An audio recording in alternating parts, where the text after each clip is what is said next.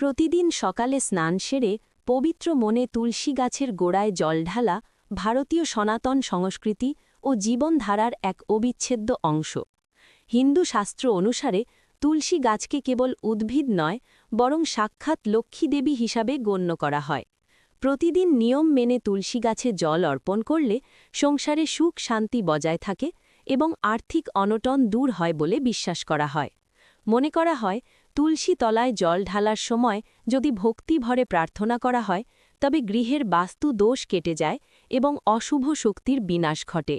বিশেষ করে উত্তর বা উত্তর পূর্ব কোণে তুলসী গাছ রেখে জল দিলে পরিবারের সদস্যদের মধ্যে সম্পর্কের উন্নতি ঘটে এবং মনে ইতিবাচক চিন্তার সঞ্চার হয়।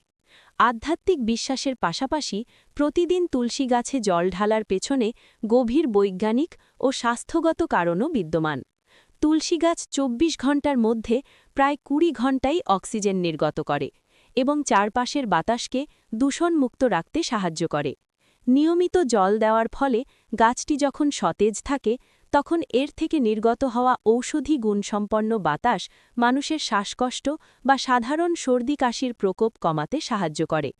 এছাড়া প্রতিদিন সকালে গাছের যত্ন নেওয়া এবং তাকে জল দেওয়া এক প্রকারের গার্ডেন থেরাপি হিসাবে কাজ করে, যা মানুষের মানসিক চাপ ও দুশ্চিন্তা কমিয়ে মনকে শান্ত রাখতে সহায়তা করে।